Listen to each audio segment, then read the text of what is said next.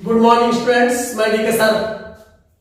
तो आज मैं फिर पुनः इस वीडियो को लेकर के आया हूं जिसमें आज हम आपको पार्ट्स ऑफ स्पीच भाषा के अंग पढ़ाएंगे और मैं इनके आज सारे डिफिनेशन ये कितने प्रकार के होते हैं सब मैं बताऊंगा। एग्जाम्पल डेफिनेशन सारी की सारी चीज मैं आपको बताऊंगा। आपके हर एक समस्या को मैं आज दूर करने का प्रयास करूंगा इस पार्ट्स ऑफ स्पीच से संबंधित इस वीडियो में। जो भी आपको कोई दिक्कत है, कोई परेशानी है, सारी के सारे कंफ्यूजन आज पार्ट्स ऑफ स्पीच के इस वीडियो में मैं आपको जो बताऊंगा, सिखाऊंगा, जो भी दिक्कतें है सारे के सारे आप दूर की जाएंगे। बस आप लोग पूरा वीडियो देखिएगा। और अभी आने वाला सीटेट का एग्जाम है, उसमें भी पार्ट्स ऑफ स्पीच के बहुत बड़े योगदान होने हैं, आने वाले से संबंधित प्रश्न और उसका जो है हमें आंसर देना होगा और ढेर सारे नंबर लेकर के जाते हैं सीटेट वगैरह में भी जो है पार्ट्स ऑफ स्पीच। तो आज हम पार्ट्स ऑफ स्पीच पढ़ते हैं।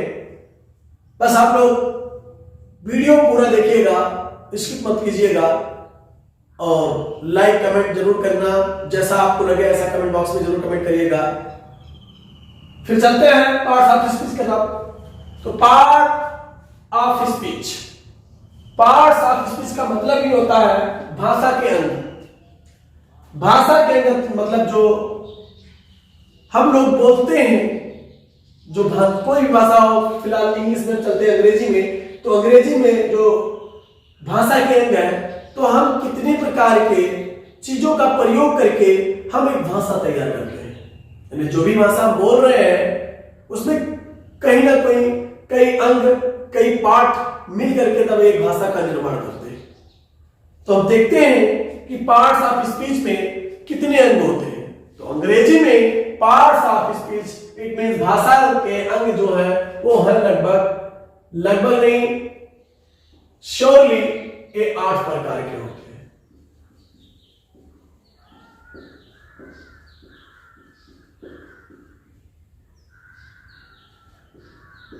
ये 8 प्रकार के होते हैं। अंग्रेजी में जो भाषा के अंग है, पार्ट्स ऑफ स्पीच है, वो 8 प्रकार के होते हैं। अब 8 प्रकार के कौन कौन होते हैं? पहला होता है नाउन, जो हम बहुत ही प्रारंभ से ही पढ़ते चले आ रहे हैं नाउन के विषय में, जिनकी हिंदी होती है संज्ञा। दूसरा होता है प्रोनाउन, जिनकी हिंदी होती है सर्वनाम। तीसरा होता है वर्ब, जिनकी हिंदी होती है क्रिया। चौथा होता है एडजेक्टिव, जिनकी हिंदी होती है विशेषण। पांचवा होता है एडवर्ब, जिनकी हिंदी होती है क्रिया विशेषण। छठा होता है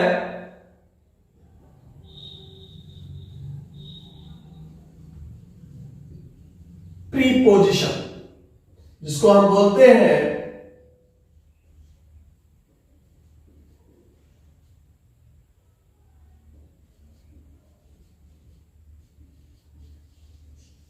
संबंधवाचक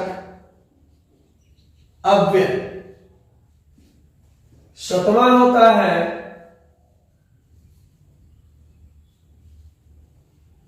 कंजंक्शन, जिनको बोलते हैं संयोजक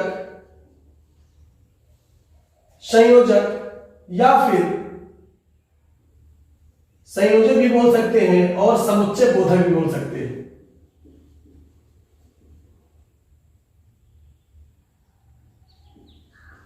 समुच्चय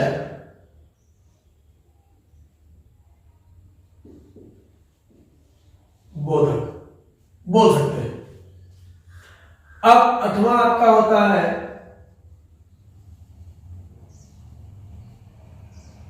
इंटरजेक्शन, जिनको बोलते हैं विस्मयादि बोधक या विस्मय बोधक। विस्मय बोधक या विस्मयादि बोधक, यही 8 आपके पार्ट्स ऑफ स्पीच होते हैं अंग्रेजी में। नाउन संज्ञा, प्रोनाउन सर्वनाम, वर्ब क्रिया, एडजेक्टिव। एडजेक्टिव की स्पेलिंग थोड़ी सी गलती हो गई है, इसको हम ठीक कर लेते हैं। एडजेक्टिव इस तरह होगा, एडजेक्टिव विशेषण, एडवर्ब क्रिया विशेषण, प्रीपोजिशन संबंधवाचक अव्यय, कंजंक्शन संयोजक या समुच्चय बोधक, इंटरजेक्शन विस्मय बोधक या विस्मयादि बोधक। तो यही आपके पार्ट्स ऑफ स्पीच के अंग हैं। अब हम इनको एक एक करके पढ़ेंगे। सबसे पहले पढ़ेंगे नाउन। तो तब तक इसका स्क्रीनशॉट ले लीजिए, फिर हम नाउन को पढ़ते हैं।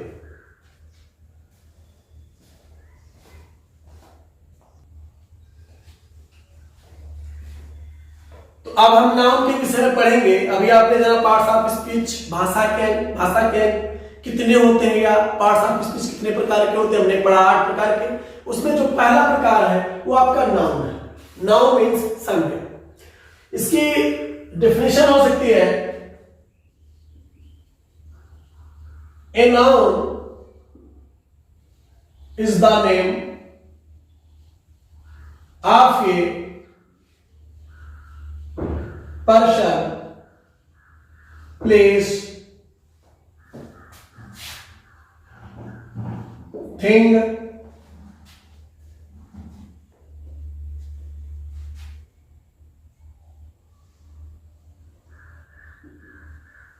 एनिमल और ग्रुप। इसकी परिभाषा लिख सकते हैं हम लोग। Noun, a noun is the name of a person, place, thing, animal और ग्रुप। इट मीन्स संज्ञा किसी व्यक्ति, किसी स्थान, किसी वस्तु, किसी प्राणी अथवा किसी समूह के नाम को कहते हैं। जो संज्ञा होता है या तो फिर वो किसी व्यक्ति का नाम हो सकता है, या फिर वो किसी स्थान का नाम हो सकता है, प्लेस, या फिर किसी वस्तु का नाम हो सकता है, या किसी प्राणी का नाम हो सकता है, या फिर किसी समूह का नाम हो सकता है। तो अगर इतने का कोई भी नाम है तो समझ जाइए हमारा वो शब्द कौन सा शब्द हो सकता है, संज्ञा यानी नाउन हो सकता है। हिंदी में हम इसको परिभाषित कर सकते हैं कि किसी व्यक्ति, वस्तु, स्थान, प्राणी अथवा समूह के नाम को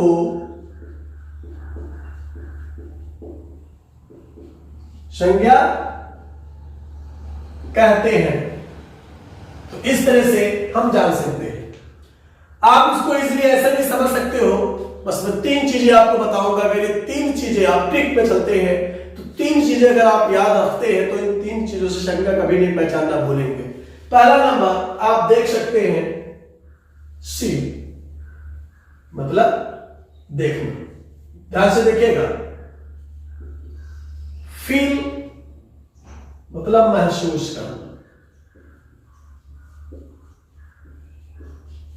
और तीसरा टच, स्पर्श करना। यानी संसार में कोई भी चीज हो या कोई भी चीज हो, अगर हम उसको देख सकते हैं तो वो संज्ञा है, अगर हम उसको महसूस कर सकते हैं तो संज्ञा है, और अगर उसको हम छू सकते हैं, स्पर्श कर सकते हैं तो वो संज्ञा है। बस इतना याद रखना। कोई भी चीज, जैसे हम देख सकते हैं टेबल,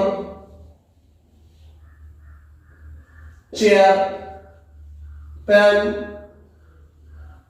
बॉय, यानी इन सब शब्दों को हम देख सकते हैं तो यह संज्ञा है। फील, देखिएगा, फील महसूस करना, जैसे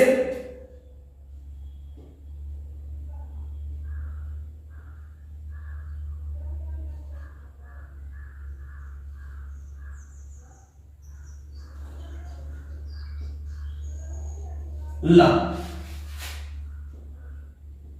प्यार। प्यार हम देख तो नहीं सकते, छू तो नहीं सकते, परंतु प्यार यानी लव महसूस कर सकते हैं। आप सभी को पता होगा कि प्यार एक ऐसी चीज है कि हम इसको देख भी नहीं सकते, छू भी नहीं सकते, लेकिन कहीं ना कहीं हार्ट में इसका फीलिंग हमारे पास होता है ना। हमको पता चलता है फला मुझसे प्यार करता है, क्यों होता ना ऐसा। तो लव ये भी नाउन है, क्योंकि हम इसको क्या कर सकते हैं, महसूस कर सकते हैं। आप चलिए एयर, हवा को ना हम तो देख सकते हैं, जितने भी गैसें से देख लीजिए, दिखाई नहीं पड़ेगा ना, हम उसको छू सकते हैं, है ना, कि आप पकड़ लिया, लेकिन फील करते हैं, हवा चलती तो हमको लगता है कि कुछ हमें हमारे शरीर को स्पर्श कर रहा है, बट हम केवल महसूस कर सकते हैं, ना तो उसको देख सकते हैं और ना तो उसको पकड़ सकते हैं, लेकिन महसूस कर सकते हैं। तो आपका ये एयर, हवा है ना। आ जाए ऑनेस्टी, ईमानदारी। व्यक्ति ईमानदार तो होता है, बट उसकी ईमानदारी हम देख नहीं सकते, ना उसकी ईमानदार को पकड़ सकते हैं। ऐसा नहीं लगता है ना कि उसके सर पे वह ईमानदार लटक रहा है, उसको हम पकड़ लें, हम भी ईमानदार हो जाए, क्यों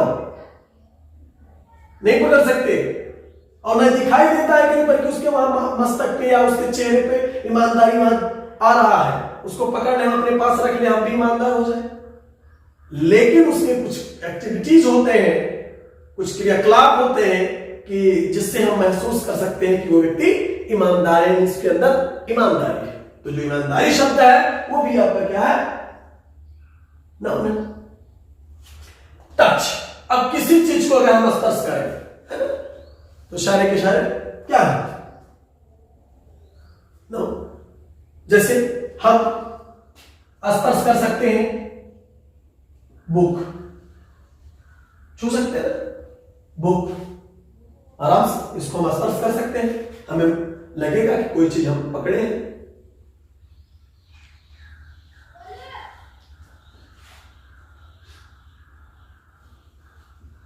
साइकिल, चलिए ले लीजिए साइकिल, इसको हम क्या कर सकते हैं, स्पर्श कर सकते हैं, पकड़ सकते हैं, कैच कर सकते हैं, टच कर सकते हैं, छू सकते हैं। तो जब इसको छू सकते हैं तो भी आपका क्या है, नाउन है ना। और ले लीजिए ऐसे कोई भी शब्द, बैग, झोला, तो इनको भी हम टच कर सकते हैं, तो ये भी क्या होगा, तो बस इतना ही याद रख लीजिए, शी फील टच, SFT, है ना।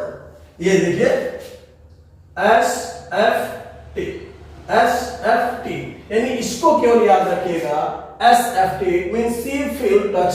ऐसी चीज जिसको हम देख सकते हैं सारे के सारे नाउन होते हैं, जिनको महसूस कर सकते हैं सारे के सारे नाउन होते हैं, जिनको टच कर सकते हैं, स्पर्श कर सकते हैं सारे के सारे नाउन हो सकते हैं। तो ये नाउन पहचानने का सबसे आसान तरीका है। आप ले लीजिए, इसमें कहा है किसी व्यक्ति, वस्तु, स्थान, प्राणी अथवा समूह के नाम को संज्ञा कहते हैं, है ना। The name of person, place, thing, animal और ग्रुप। जैसे उसके माध्यम से हम ले लें व्यक्ति का नाम,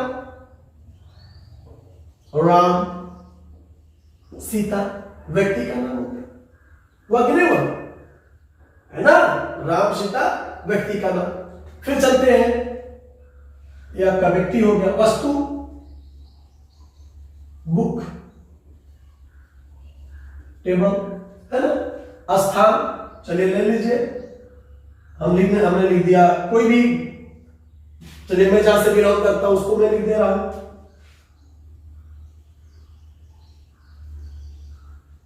पचपेड़वा, बलरामपुर, बिहार, यूपी, ये सब सारे के सारे स्थान के नाम है, तो सारे के संज्ञा है। प्राणी, कोई भी प्राणी हो, जैसे डॉग, मंकी, एंट, है ना, डॉग, कुत्ता, मंकी, बंदर, एंट, चींटी। फिर समूह के नाम, जैसे आर्मी, सेना, सैनिकों का समूह, सेना। क्राउड भीड़, क्राउड भीड़, व्यक्तियों का समूह, तो इस समूह के नाम हो गए। तो इससे भी आप पहचान सकते हो कि सारे के सारे क्या है, संज्ञा। यहां देखिए राम सीता क्या हो गया, व्यक्ति का नाम, द नेम ऑफ पर्सन, व्यक्ति का नाम। बुक वस्तु, द नेम ऑफ थिंग, यानी वस्तु का नाम। पचपेड़वा स्थान का नाम, स्थान का नाम। डॉग मंकी एंट प्राणी का नाम, प्राणी का नाम, पशु पक्षी प्राणी का नाम। आर्मी क्राउड समूह का नाम, समूह का नाम। तो इस तरह से हम पहचान सकते हैं कि सारे के सारे ये नाउन है। और आप इसका स्क्रीनशॉट ले लीजिए, फिर मैं आपको नाउन के प्रकार बताता हूं।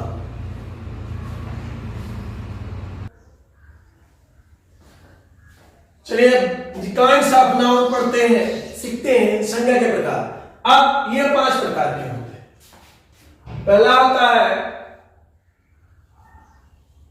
प्रॉपर नाउन, जिसे बोलते हैं हम हिंदी में व्यक्तिवाचक संज्ञा, व्यक्तिवाचक संज्ञा। दूसरा होता है कॉमन नाउन, जातिवाचक संज्ञा।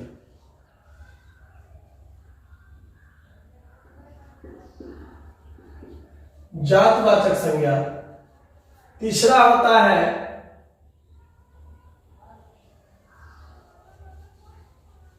कलेक्टिव नाउन, समूहवाचक संज्ञा।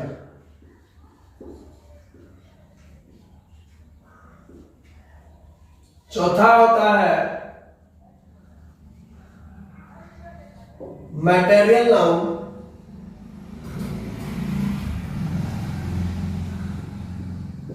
पदार्थ या धातुवाचक संज्ञा।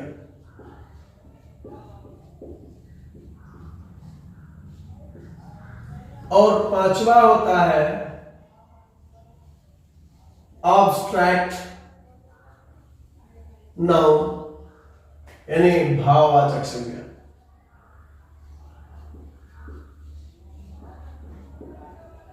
भाववाचक संज्ञा। अब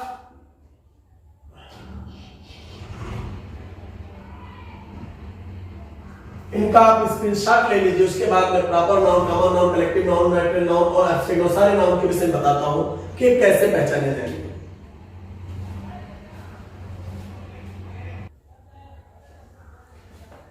चलिए एक एक करके हम पढ़ते हैं सारे के सारे नाउन्स को। यहां प्रॉपर नाउन देख लीजिएगा। प्रॉपर नाउन्स का हिंदी मैंने लिखा है व्यक्तिवाचक संज्ञा। व्यक्तिवाचक संज्ञा का तात्पर्य क्या है, इसको ध्यान से देखिएगा।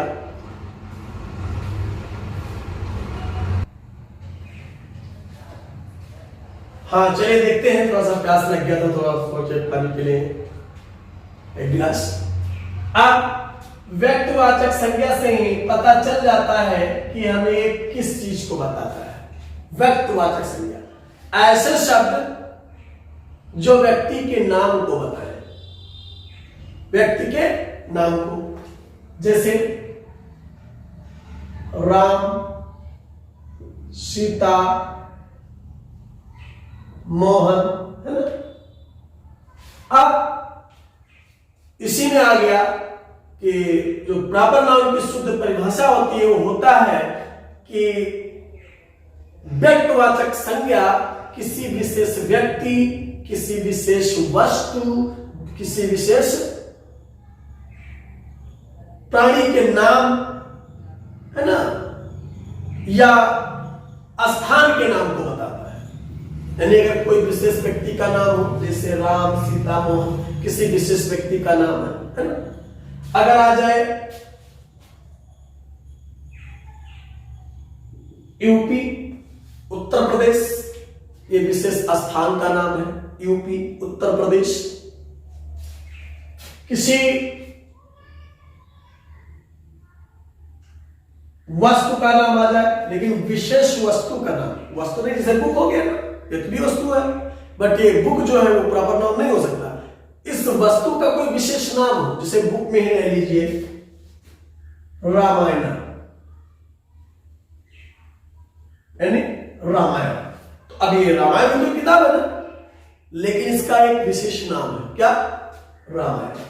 तो अगर किसी विशेष व्यक्ति का नाम हो तो प्रॉपर नाउन होगा, किसी स्थान का नाम हो तो प्रॉपर नाउन होगा, किसी विशेष वस्तु का नाम हो तो भी वो जो है प्रॉपर नाउन होगा। तो इस तरह से पहचान सकते हैं कि प्रॉपर नाउन क्या है।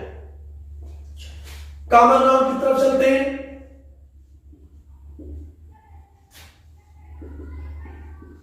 इसका हिंदी है जातिवाचक संज्ञा, यानी हम जब किसी व्यक्ति का या किसी वस्तु की जाति बताए, उसके वर्ग को बताए, कि जैसे मान लीजिए वस्तु की जाति में बुक एक वस्तु है, लेकिन इसकी अगर अलग जाति है, यानी किताब जाति की है बुक।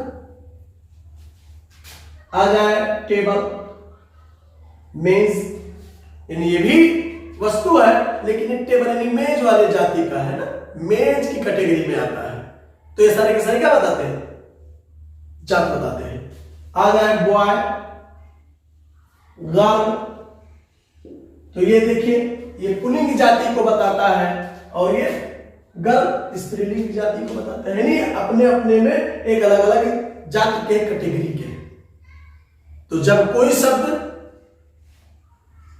किसी की जाति बताए, अब ये जात नहीं कह रहा है कि हम ब्राह्मण, हम हिंदू, या हम लोहार, हम बढ़ई, इस वाली जाति से संबंधित नहीं है। ये वस्तु के जाति को बताता है, व्यक्ति के जाति को बताता है ना, कैटेगरी बताता है उसकी, कि ये स्त्री जाति का है ना, ये पुरुष जाति का है, ये वस्तु में टेबल जाति यानी मेज जाति का है ना, ये चेयर यानी कुर्सी जाति का है। क्यों? अब कुर्सी बनाओगे तो कई कुर्सी हो जाएगी, तो उसकी अपनी अलग कैटेगरी हो जाएगी। टेबल है तो उसकी अपनी अलग कैटेगरी है। बॉय लड़का है तो लड़का जाति, उसकी अलग कैटेगरी है ना। लड़की है तो उसकी लड़की जाति में चली गई, यानी वो उसकी अलग कैटेगरी है। तो ये सब चीजें जो है कॉमन नाउन से हम समझते हैं, है ना। तो ये चीज आपका कॉमन नाउन हो गया। अब चलते हैं कलेक्टिव नाउन। कलेक्टिव नाउन का अर्थ क्या होता है? हिंदी में मैंने लिख दिया है समूहवाचक संज्ञा। हाँ, एक बात और बता दें कि संसार में सबसे ज्यादा नाउन आपको मिलने वाले हैं तो कॉमन नाउन, यानी दुनिया में लगभग सबसे ज्यादा नाउन कॉमन नाउन। अब जैसे पेड़ पौधे, कुर्सी, मेज, टेबल, पेन, लड़का लड़की, माता पिता, भाई बहन, जितने भी, रोड, सड़क, स्काई यानी आसमान, तो ये सारे के सारे क्या है? कॉमन। ये सब जाति बताने वाले, कैटेगरी बताते हैं। तो इस तरह से आपका कॉमन नाउन सबसे ज्यादा इस संसार में मिलने वाले हैं, है ना। सबसे ज्यादा कॉमन नाउन ही संसार में पाए जाते हैं। चलते हैं कलेक्टिव नाउन, समूहवाचक संज्ञा। तो इसके नाम से हमको पता चल जाता है, जब किसी समूह का नाम हो तो आपका वो कलेक्टिव नाउन। जैसे समूह में आपका आ गया आर्मी, सैनिकों का समूह, सेना, है ना। ग्रुप स्वयं समूह है। क्राउड भीड़, व्यक्तियों का समूह, उसके समूह को नाम कहा गया, देखिएगा।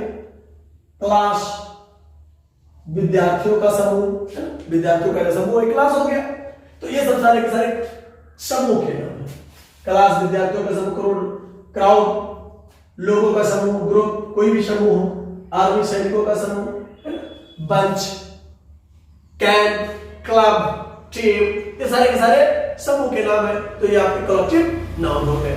तो इस तरह से हम पहचान सकते हैं आसानी से। अब चलते हैं मैटेरियल नाउन। मैटेरियल नाउन का अर्थ होता है पदार्थवाचक संज्ञा। अब पदार्थवाचक संज्ञा, इसके नाम से भी हमको पता चल जाता है मैटेरियल पदार्थ, यानी ऐसी चीजें जो जमीन से निकाली जाए और पुनः उनसे कोई वस्तु बनाई जाए, यानी जो चीज लगभग जमीन से मिलते हो और उनसे कोई दूसरी वस्तु बनाई जाए। जैसे सबसे पहले पदार्थवाचक में हम ले लेते हैं वुड, लकड़ी। लकड़ी से तमाम सामान बनाए, जैसे कुर्सी, मेज, तमाम सामान, दरवाजा,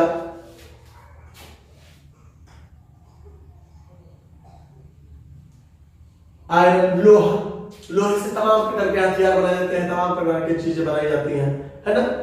इसके भी, इससे लोहे से आपने गेट बनवा दिया, है ना, तलवार बनवा दे, शॉर्ट, है ना, नहीं कई प्रकार की चीजें इनसे बनाई जा सकती हैं। सब जमीन से मिलने वाले हैं। गोल्ड, सोना, सिल्वर, चांदी, गोल्ड के तमाम प्रकार के आभूषण बनाए जाते हैं। सिल्वर से यानी चांदी से तमाम प्रकार के आभूषण बनाए जाते हैं। कॉपर, तांबा, यानी जितने भी ये चीजें हैं जिनसे हम दूसरी वस्तु बनाए जाओ, लगभग जमीन से निकाली जाती हो। हाँ, इसमें वाटर भी आता है, ये भी, मिल्क, तो ये सब चीजें जो आपके हो मैटेरियल नाम। ये मिल्क भी आता है, सॉरी वाटर भी आता है, मिल्क भी आता है, वुड आता है, आयरन आता है, और किसी मतलब बहुत सी चीजें आती हैं। ठीक है, बस इतना जाने कि जो चीजें लगभग जमीन से निकलती हो और उनसे हम पुनः दूसरी वस्तु कोई बना सके, तो आपके सारे मैटेरियल नाम होते हैं। चलते हैं abstract noun. Abstract noun means होता है भाववाचक संज्ञा। इससे ही पता चल जाता है ऐसी संज्ञाएं या ऐसे शब्द जिन्हें ना तो हम देख सकते हैं और ना ही छू सकते हैं। ऐसी संज्ञाएं जिन्हें ना तो हम देख सकते हैं और ना ही छू सकते हैं, स्पर्श भी नहीं कर सकते, बस केवल महसूस कर सकते हैं, वही आपके एब्स्ट्रैक्ट नाउन होंगे। जैसे लव, अभी इसके बारे में चर्चा की है हमने। लव, प्यार, ना तो इसको पकड़ सकते हैं और ना तो देख सकते हैं, बस केवल महसूस कर सकते हैं। बस फीलिंग से हमको पता चल जाता है कि हाँ फला व्यक्ति मुझसे प्रेम करता, स्नेह करता है, लव करता है ना। अन्यथा अगर ये दिखाई पड़ता तो सब लोग कितना छीना छोड़ी हो जाती है। उसका लव पकड़ के रख लो अपने पास, है ना, जरूरत नहीं है किसी को इम्प्रेस करने की। तो इसको हम देख नहीं सकते, इसको छू नहीं सकते, केवल महसूस कर सकते हैं। ऑनेस्टी, ये देख लीजिए, ईमानदारी, किसी की ईमानदारी दिखाई नहीं पड़ती है, केवल महसूस की जा सकती है ना। फिर ब्रेवरी, बहादुरी, किसी की बहादुरी दिखाई नहीं देती, ना उसको छू सकते, ना पकड़ सकते, ना देख सकते, केवल महसूस कर सकते हैं, है ना। हेट, घृणा,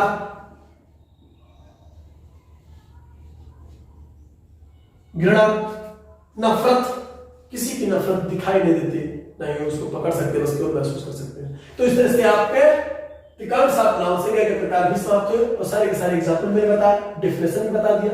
इसका भी स्क्रीनशॉट ले लीजिए।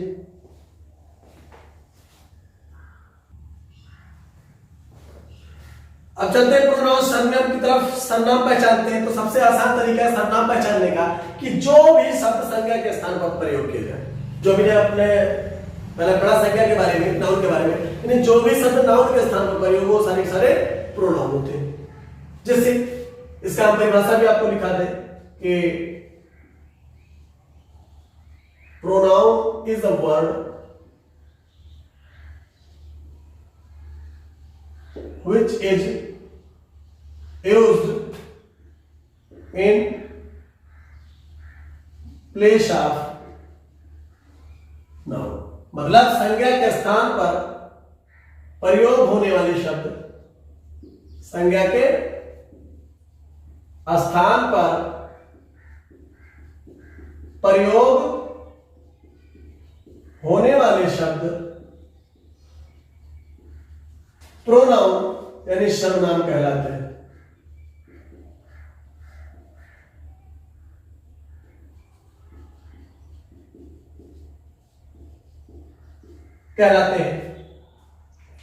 अब जैसे मान लीजिए एक शब्द ले लेते हैं, Sita is a doctor. Sita एक डॉक्टर है और सीता के स्थान पर यहां लिख दें कि शी इज अ डॉक्टर। मतलब सीता एक डॉक्टर है मैंने लिखा, यानी शी इज अ डॉक्टर, वह एक डॉक्टर है, यानी सीता के स्थान पर मैंने लिख दिया सी। तो जो सीता नाउन है उसके स्थान पर जो मैंने शी लिखा, यही आपका क्या हो गया, प्रोनाउन।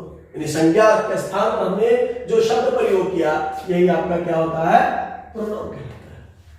सीता चैन इनटू सी, यानी noun change into other word जिसका नाम है प्रोनाउन, यानी वही आपका क्या हो गया, प्रोनाउन। अगर संज्ञा किसी शब्द में परिवर्तित हो जाता है, उसके स्थान पर कोई दूसरा शब्द आकर के लगभग उसी का मीनिंग देता है, अर्थ देता है, तो समझिए कि वही आपका प्रोनाउन होता है। अब प्रोनाउन कितनी प्रकार के हो, चलिए इसको भी देख लेते हैं। तो प्रोनाउन 9 प्रकार के होते हैं। प्रोनाउन 9 प्रकार के होते हैं। आप यहां लिख सकते हो द काइंड्स ऑफ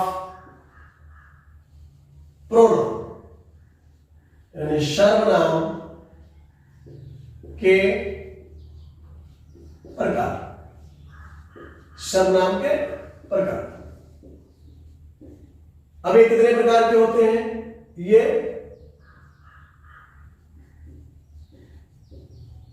9 प्रकार के होते हैं। चलिए इनका स्क्रीनशॉट ले लीजिए, उसके बाद मैं 9 प्रकार का जो है डिफिनेशन और उनके एग्जाम्पल बता रहा हूं।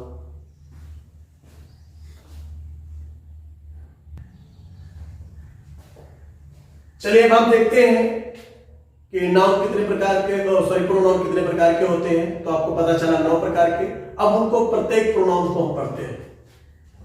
पहला होता है पर्सनल प्रोनाउन, जिनको कहते हैं व्यक्तिवाचक सर्वनाम, व्यक्तिवाचक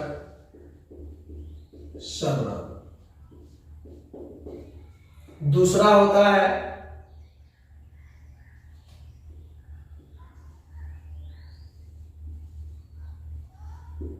रिफ्लेक्सिव प्रोनाउन,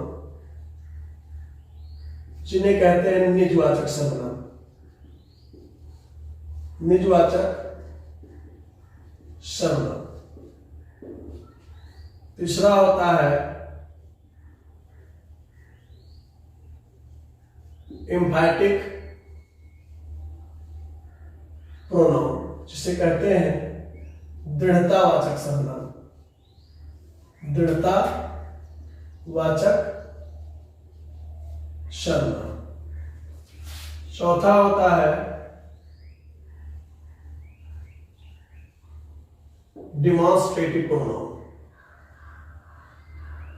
जिनको कहते हैं संकेतवाचक सर्वनाम, संकेतवाचक सर्वनाम। पांचवा होता है डिस्ट्रीब्यूटिव प्रोनाउन, डिस्ट्रीब्यूटिव प्रोनाउन, इसको बोलते हैं विभाजन सूचक सर्वनाम।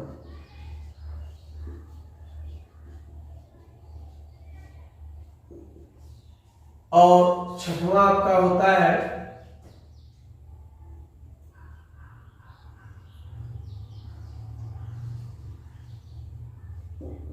रिलेटिव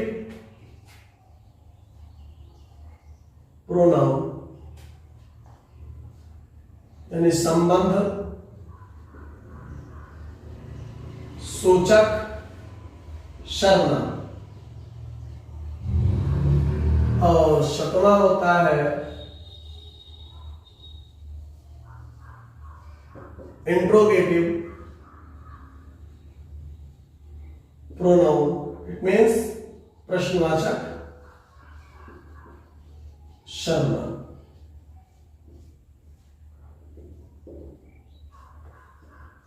आठवां होता है इंडेफिनिट प्रोनाउन, यानी अनिश्चय वाचक सर्वनाम।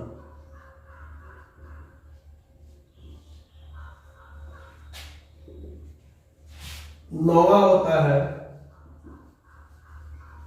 रेसिप्रोकल प्रोनाउन, परस्पर वाचक सर्वनाम। तो ये आपके 9 प्रोनाउन हैं।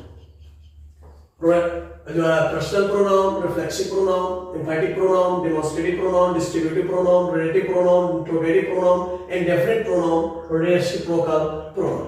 तो ये 9 आपके प्रोनाउन है। अब हम इनको एक एक करके पढ़ लेते हैं। पर्सनल प्रोनाउन का अर्थ होता है व्यक्तिवाचक शब्द। तो व्यक्तिवाचक शब्द से पता चल जाता है कि ऐसे शब्द जो किसी विशेष व्यक्ति के स्थान पर प्रयोग किए गए हो। जैसे राम के स्थान पर ही, है ना, सीता के स्थान पर सी, जो शब्द मैंने भी बताया है प्रोनाउन की परिभाषा में, तो वो आपके क्या है, सारे के सारे पर्सनल प्रोनाउन है। जैसे उसमें मैं बता दे रहा हूं कि आई, वे, एओ, दे, हे, से, इट, इटीसी, ये सारे के सारे क्या है, पर्सनल प्रोनाउन है। ये किसी विशेष व्यक्ति, वस्तु या स्थान के स्थान पर प्रयोग किए जाते हैं। तो ये आपके सारे के सारे क्या हो गए, पर्सनल प्रोनाउन हो गए। पर्सनल प्रोनाउन 3 प्रकार के होते हैं। ये भी आपको बता दूं कि पर्सनल प्रोनाउन जो होते हैं आपके 3 प्रकार के होते हैं। एक होता है फर्स्ट पर्सन, दूसरा सेकंड पर्सन और तीसरा थर्ड पर्सन। तो जो ये आपके आई, बी, यू, दे है, ये आपके आई और बी, ये आपके फर्स्ट पर्सन में आते हैं। किसमें आते हैं, फर्स्ट पर्सन में। फर्स्ट पर्सन मतलब प्रथम पुरुष। यू जो आपका आता है ये सेकंड पर्सन में आते हैं, अर्थात मध्यम पुरुष कह लीजिए या द्वितीय पुरुष। और ये बाकी जो आपके आते हैं ये सब थर्ड पर्सन में होते हैं। थर्ड पर्सन, है ना, दे, ही, सीट, है ना, ये सारे थर्ड पर्सन होते हैं। तो ये 3 प्रकार के भी होते हैं, first person, second person and third person. I भी फर्स्ट पर्सन। अब इसका जो भी केस हो, मी, माई, माइन, आई का बी, अस, आवर, आवर्स, ठीक, ये सारे के सारे फर्स्ट पर्सन में। यू, योर, योर्स, ये सब second person. They, them, their, theirs, third person. He, him, his, third person. She, her, hers, third person. It, its, third person. तो ये तीनों पर्सन की होगी, 3 प्रकार के हो गए। चलते हैं रिफ्लेक्सिव प्रोनाउन के। रिफ्लेक्सिव प्रोनाउन का अर्थ होता है निजवाचक सर्वनाम। निजवाचक सर्वनाम का मतलब यह है कि सेल्फ या सेल्फ से जुड़े हुए शब्द, सेल्फ या सेल्फ से जुड़े हुए शब्द जब ऑब्जेक्ट के बाद आए, वाक्य में, किसी भी वाक्य में ऑब्जेक्ट के रूप में या फिर ऑब्जेक्ट के बाद आए, तो समझ जाइए कि वो रिफ्लेक्सिव प्रोनाउन है। ठीक, जैसे सेल्फ और सेल्फ से जुड़े हुए, जैसे आई का माई सेल्फ,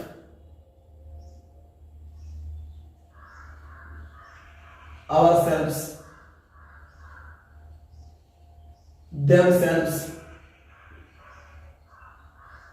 हर सेल्फ। यानी सेल्फ से या सेल्फ से, देखिएगा सेल्फ या सेल्फ, इनसे जुड़े शब्द क्या कहलाते हैं, रिफ्लेक्सिव प्रोनाउन कहलाते हैं। हाँ, इतना याद रहे कि ये हमेशा जब किसी वाक्य में हो तो या तो फिर ऑब्जेक्ट के रूप में हो या फिर ऑब्जेक्ट के बाद।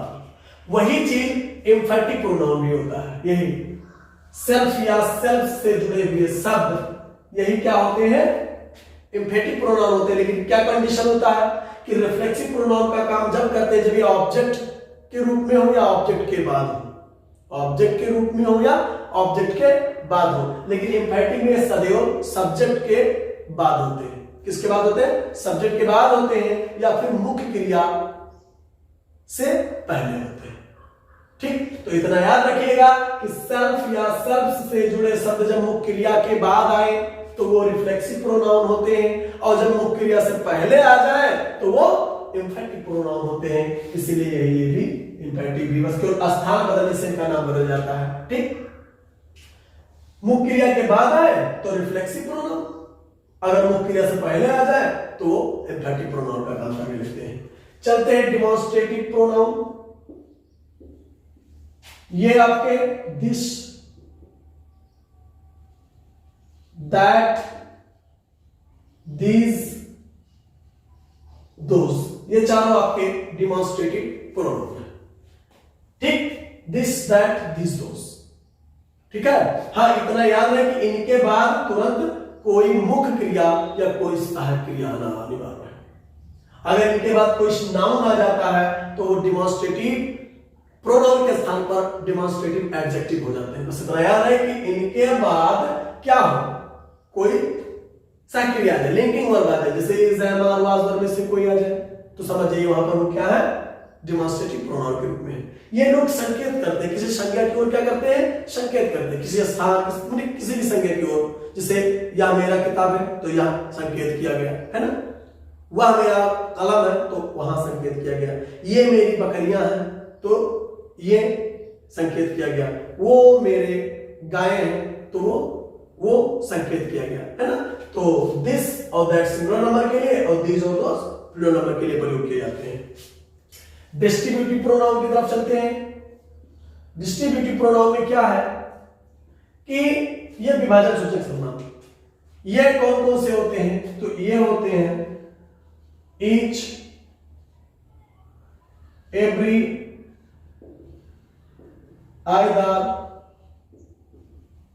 नाइदर, ये चारों आपके डिस्ट्रीब्यूटिव प्रोनाउन होते हैं। ये किसी संज्ञा को क्या करते हैं, विभाजित करते हैं, किसी संज्ञा को ये विभाजित करके खुद प्रयोग होते हैं, उनको विभाजित मतलब उनको विभाजित भी करते हैं, बांट भी देते हैं और खुद प्रयोग होते हैं। तो ये आपके हो गए क्या, डिस्ट्रीब्यूटिव प्रोनाउन। हाँ, इनके बाद भी ईच या एवरी या आइदर या नाइदर के बाद कोई ना कोई प्रीपोजिशन बीच में आता है, तब कोई संज्ञा आएगा, याद रखना। अगर इनके तुरंत बाद संज्ञा आ गया तो समझ जाइए कि डिस्ट्रीब्यूटिव एडजेक्टिव हो जाते हैं।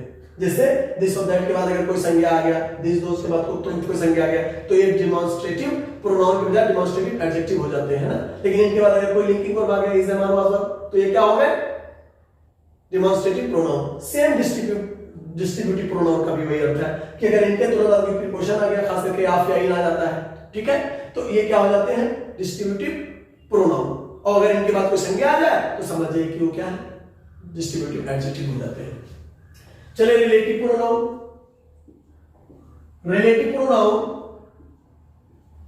उन्हें कहते हैं कि जब कोई प्रश्नवाचक शब्द किसी वाक्य में अपने से पहले आए संज्ञा से संबंध बनाए तो क्या हो जाता है, रिलेटिव प्रोनाउन हो जाता है। कोई भी प्रश्नवाचक शब्द जब अपने से पहले आए संज्ञा से क्या करे, संबंध बनाए।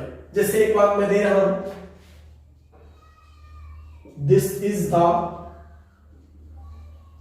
गर्ल, या वही लड़की है whom I like, है ना, अक्सर ऐसा लोग बोलते हैं। This is the girl whom I like, या वही लड़की है जिसे मैं पसंद करता हूं। तो देखिए whom जिसे, ये किसके लिए आया है, अपने से पहले आया संज्ञा गर्ल के लिए प्रयोग किया गया। और whom ये रिलेटिव में इंट्रोगेटिव वर्ड है, whom किसे, किसे से बना, जिसे हो गया, ठीक। तो this is the girl whom I like, यानी यह वही लड़की है जिसे मैं पसंद करता हूं। तो मतलब क्या है, जो whom पर सुना शब्द है अपने से पहले आए संज्ञा से क्या कर रहा है, संबंध बना रहा है ना। देखिए दिस इज द गर्ल, वही लड़की है, तो लड़की के लिए तो जिसे मैं पसंद करता हूं, इसी के लिए जिसे शब्द आया, तो ये है क्या, इंट्रोगेटिव वर्ड है, लेकिन यहां पर आकर के ये कंजक्शन का काम करने लगेगा, यानी यह क्या हो गया, रिलेटिव प्रोनाउन हो गया। तो इस तरह से रिलेटिव प्रोनाउन हो गया। इंट्रोगेटिव प्रोनाउन यानी यही प्रश्नवाचक शब्द जब किसी वाक्य में प्रश्न पूछे तो समझिए वो इंट्रोगेटिव प्रोनाउन होगी। जैसे हु आर यू, तुम कौन हो, तो यहां कौन प्रश्न पूछ रहा है ना। हाउ आर यू, तुम कैसे हो, तो कैसे हो प्रश्न पूछ रहा है। तो जब ये इंट्रोगेटिव शब्द यानी वर्ड क्या करे, किसी वाक्य में प्रश्न पूछने का काम करे तो वो आपके इंट्रोगेटिव प्रोनाउन हो जाते हैं। फिर आ गया इंडेफिनिट प्रोनाउन। इंडेफिनिट प्रोनाउन का मतलब होता है अनिश्चयवाचक सर्वनाम। जैसे आम, one, no one, none, someone, है ना, एवरीवन, इटीसी, ये सब आपके क्या है, इंडेफिनिट प्रोनाउन है। यानी ये अनिश्चयवाचक किसी संज्ञा पर मतलब स्थान प्रयोग होते हैं किसी अनिश्चित संज्ञा पर, यानी जिनका कोई पता नहीं है। जैसे दरवाजे पर कोई है, there is someone at the door. अब दरवाजे पर कौन है कुछ क्लियर नहीं है, कुछ है तो अनिश्चितता बता रहा है ना किस जगह की, तो उनके स्थान पर ये सब शब्द प्रयोग होते हैं, तो इसलिए क्या हो गया ये इंडेफिनिट प्रोनाउन हो गया। अब रेसिप्रोकल प्रोनाउन, परस्परवाचक सर्वनाम, ये आपके केवल ईच अदर और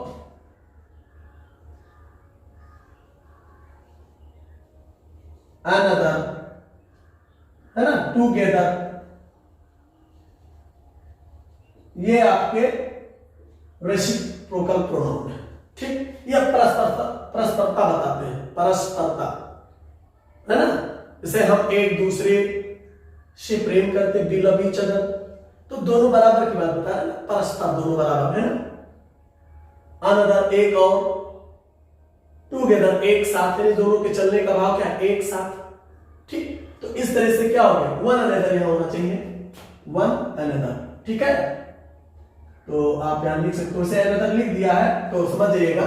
तो ईच अदर, अनदर, टुगेदर, ये आपके क्या जाते हैं, ये आपके हैं रेसिप्रोकल प्रोनाउन। तो इस तरह से सारे प्रोनाउन मैंने आपको बता दिया। अब चलते हैं अगले पार्ट्स ऑफ स्पीच के अगले टॉपिक पर, तब तक आप इसका जो है स्क्रीनशॉट ले लीजिए।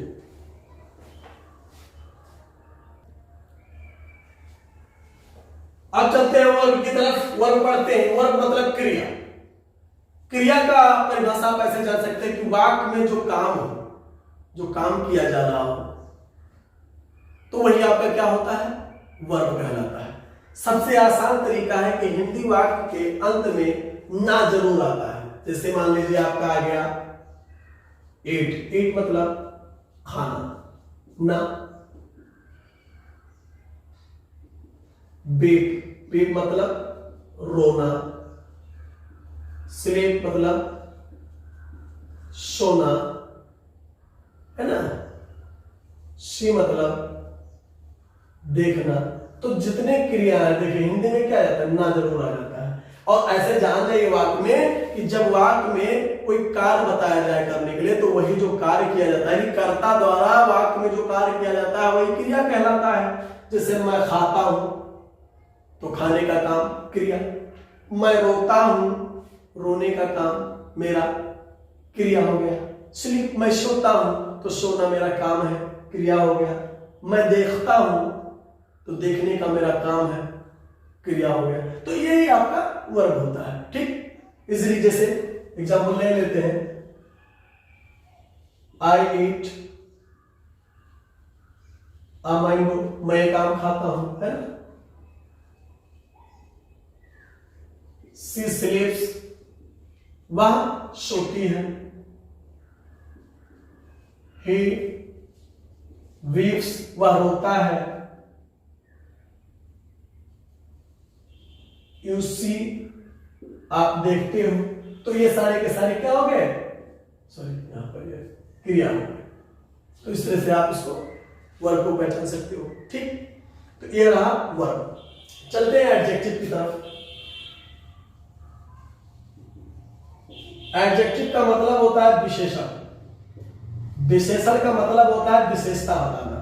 अब इतना जान लो कि किसी संज्ञा या सर्वनाम का कोई अच्छाई या बुराई बताया जाए, बस केवल दो शब्द याद रखिए, अच्छा बुरा, अच्छा बुरा, अच्छा बुरा। ठीक, अगर उसकी अच्छाई या बुराई बताई जाए तो समझ जाइए कि वो आपका क्या है, एडजेक्टिव है। ठीक है, या एक चीज और बताता है, न्यूट्रल। न्यूट्रल का मतलब हो जाता है, मतलब ये तीन चीजें आप याद रख लीजिए कि जैसे अच्छाई बताई जाए, या फिर बुराई बताई जाए, या तो फिर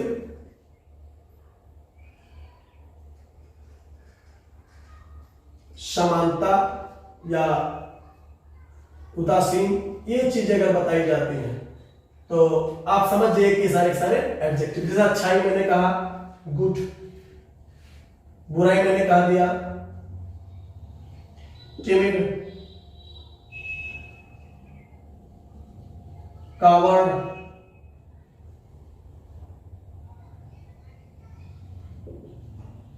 ब्यूटीफुल, है अच्छाई ऐसा। टिमिड, क्राउड क्या है, सॉरी कावड़ है, टिमिड डरपोक कावड़, कायर समानता उदासीनता, जैसे टॉल। अब यह तो अच्छा है ना बुरा है, लेकिन कोई ना कोई गुण बता रहा है, ठीक। तो इतना जान जाइए कि जब किसी संज्ञा या सर्वनाम की कोई विशेषता बताए तो समझ जाए कि वो आपका एडजेक्टिव है। जैसे किसी व्यक्ति की कोई लड़का अच्छा है, कोई लड़की सुंदर है, कोई लड़का डरपोक है, कोई लड़का कायर है, कोई लड़का टॉल लंबा है ना, ठीक है, लॉन्ग। तो ये सब सारे क्या होता है, लॉन्ग लंबा, तो ये सारे विशेषता बताने वाले शब्द होते हैं। तो जो शब्द विशेषता बताए वही आपके क्या होते हैं, एडजेक्टिव होते हैं। जैसे शी इज ब्यूटीफुल गर्ल, वह एक सुंदर लड़की है, ठीक। ही इज टिमिड, वह डरपोक है ना। माई ब्रदर इज टॉल, मेरा भाई लंबा है। तो अब यहां भाई का गुण टॉल, उसका गुण डरपोक, उसका गुण वह का ब्यूटीफुल, नहीं लड़की का गुण ब्यूटीफुल, ऐसा भी कह सकते हो। तो इस तरह से आपके एडजेक्टिव हो गए। चलिए इनका स्क्रीनशॉट ले लीजिए, फिर आगे बढ़ते हैं।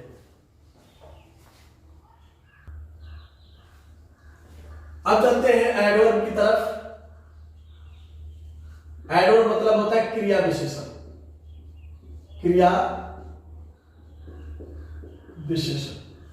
तो अब एडवर्ब का बस ये दो शब्द याद रखिएगा, क्रिया और विशेषण, यानी ऐसे शब्द जो क्रिया की और विशेषण की विशेषता बताए, क्रिया की भी विशेषता बताए और विशेषण की भी विशेषता बताए, तो समझिए आपका क्रिया विशेषण यानी एडवर्ब है। जैसे शब्द आते हैं इसमें कि फास्ट, हार्ड, स्लोली।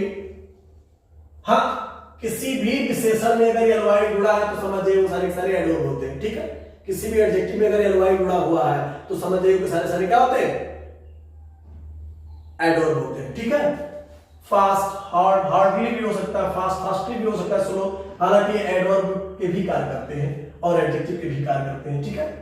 वाक्य में स्लोली, ब्यूटीफुली, देखिए ये सब सारे के सारे एडवर्ब के काम करते हैं, ठीक है। जैसे मान लीजिए मैंने कहा ही रन्स फास्ट, वह तेज दौड़ता है। तो दौड़ना क्रिया है, उसकी विशेषता तेज, वह तेज दौड़ता है, ही रन्स फास्ट, वह तेज दौड़ता है। तो इसकी विशेषता क्या है, उसके दौड़ने की विशेषता, क्रिया की विशेषता फास्ट, तो इसलिए एडवर्ब हो गया फास्ट, ठीक। आपका वाक्य आ गया ही वर्क्स हार्ड, वह कठिन परिश्रम करता है। तो परिश्रम करना, मेहनत करना, काम करना, इसकी विशेषता है कठिन, क्रिया की विशेषता बताना। हमने लिख दिया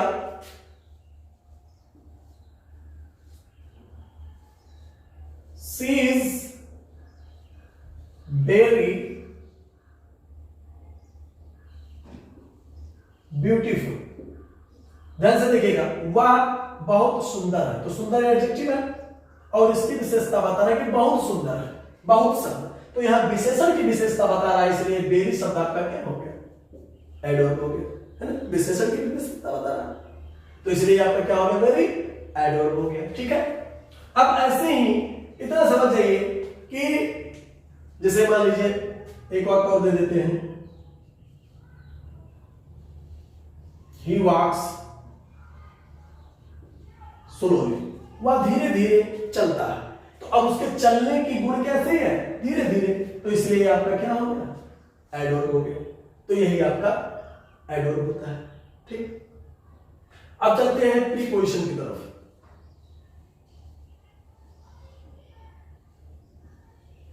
प्रीपोजिशन यानी संबंध सूचक अव्यय, संबंध सूचक, हालांकि इसका हिंदी मैंने लिखा दिया है सबका, तो इसके नाम से ही हमको पता चल जाता है एक चीज, क्या है, संबंध सूचक। ऐसा शब्द जो किसी संज्ञा या सर्वनाम का संबंध दूसरे संज्ञा या सर्वनाम से जोड़े, बस सारे के सारे क्या होते हैं। अगर ऐसे शब्द आते हैं जो किसी संज्ञा या सर्वनाम का संबंध दूसरे संज्ञा सर्वनाम से जोड़ दे, समझिए वो प्रीपोजिशन है। ये आते हैं जैसे इन, एट, ऑन, अपॉन, etc। जैसे मान लीजिए आपका वाक्य है कि बिल्ली मेज पर कूदी। ध्यान से देखिएगा, बिल्ली का मेज पर, यानी बिल्ली का मेज से संबंध बताने वाला शब्द पर आ गया, यानी बिल्ली मेज पर कूदी। तो बिल्ली मेज पर जब कूदी तो बिल्ली का मेज से क्या हो गया, संबंध बन गया। आप इसका ट्रांसलेशन ऐसे बना सकते हो, the cat jumped upon the table. तो टेबल का और कैट का संबंध जोड़ने वाला शब्द अपॉन आया, इसलिए आपका क्या हो गया, प्रीपोजिशन। जैसे और ले लीजिए, the teacher is in the class. अध्यापक कक्षा में है, तो कक्षा नाउन और टीचर नाउन इन दोनों का संबंध इन शब्द जोड़ रहा है, इसलिए आपका क्या हो गया, प्रीपोजिशन हो गया, है ना। तो यही जब किसी संज्ञा या सर्वनाम का संबंध किसी दूसरे संज्ञा या सर्वनाम से जुड़े और वो जोड़ने वाला शब्द जो होता है वही प्रीपोजिशन कहलाता है। ठीक, तो आप इसका स्क्रीनशॉट ले लीजिए, फिर कंजंक्शन की तरफ चलते हैं।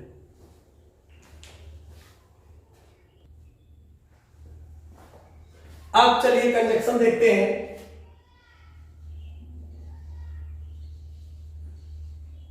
कंजंक्शन का हिंदी में अर्थ होता है संयोजक या समुच्चय बोधक।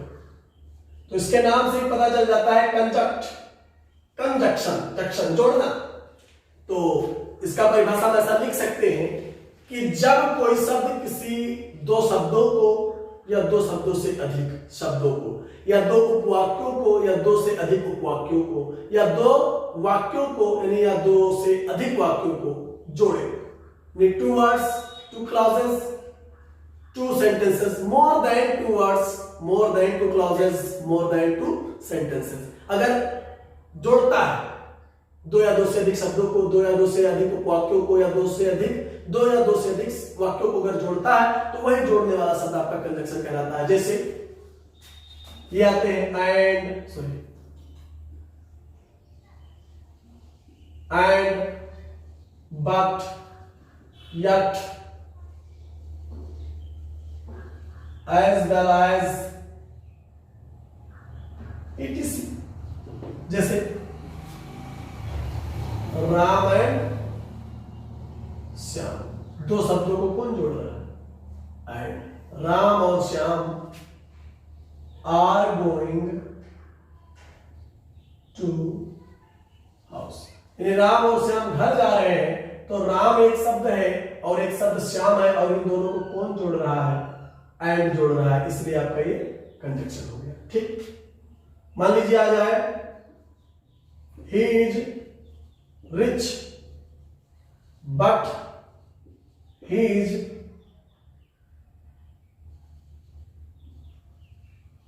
डिसऑनेस्ट, यानी वह अमीर है लेकिन वह बेईमान है, यानी वह अमीर है लेकिन वह बेईमान है। तो एक इस वाक्य को और इस वाक्य को जोड़ने का काम कौन करता है, बट करता है, इसलिए आपका ये कंजंक्शन हो गया। ठीक, तो इस तरह से आपका ये कंजंक्शन हो गया। चलते हैं इंटरजेक्शन की तरफ। तो इंटरजेक्शन विस्मयादि बोधक,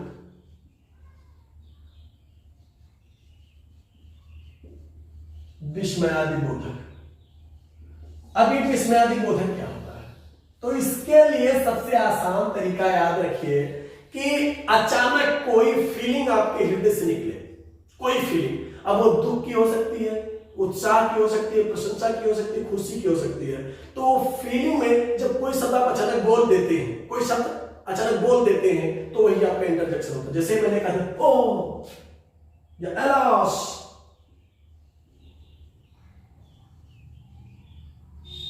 he was dead, वह मर गया। अचानक मैंने तुम क्या बोल दिया, एलॉस। और हमेशा जानना चाहिए कि जब कोई इंटरजेक्शन होगा तो तुरंत उसके बाद ये साइन ऑफ एक्सक्लेमेशन यानी विस्मयबोधक चिन्ह लगा होगा। तो समझ जाइए वो आपका क्या है, इंटरजेक्शन है ना। अगर ये शब्द लगा है तो सॉरी ये चिन्ह लगा है तो ये मार्क अगर लगा तो समझ जाइए कि वो इंटरजेक्शन है, एलास। ठीक। अब जैसे ब्रावो, ये प्रशंसा बताने वाला शब्द, जैसे ब्रावो शाबाश, विराट प्लेड वेल, यानी विराट ने बहुत अच्छा खेला तो उसको शाबाशी देंगे। शब्द अचानक हृदय से निकल गया, ब्रावो शाबाश। ठीक। उफ्स, हिपी फुर्रे, यानी ये सब क्या है, इंटरजेक्शन है। ठीक है। आपके और शब्द जैसे इतने जितने हैं ये सब मान लीजिए कि एलॉस, ओ, इनके बाद तुरंत ये लगेगा चिन्ह, याद रखिएगा, जस्ट रा। ठीक। और जैसे शब्द है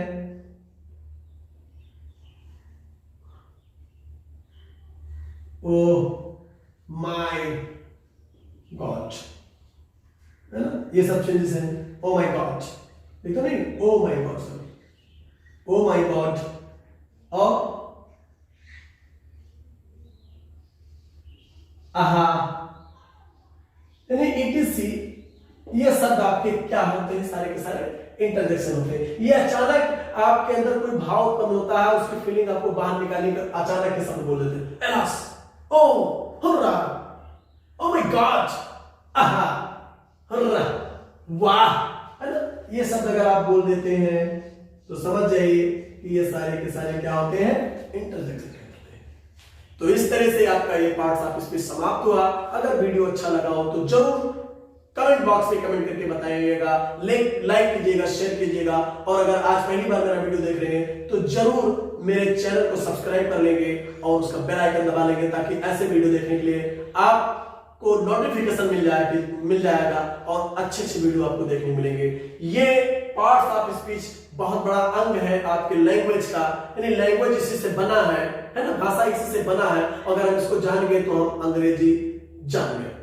और ये कंपटीशंस में बहुत आते हैं। अभी सीटेट का पेपर आने वाला है, आप जान लीजिए कि पेपर उठा के देखिएगा बाद में कि इससे संबंधित कितने क्वेश्चन सीटेट में पूछे जाएंगे और आप उसका उत्तर देंगे भी, अगर आपने इस वीडियो को देखा है तो इस तरह से मिलते हैं फिर अगली वीडियो में। तब तक के लिए थैंक यू, धन्यवाद, फिर मिलते हैं।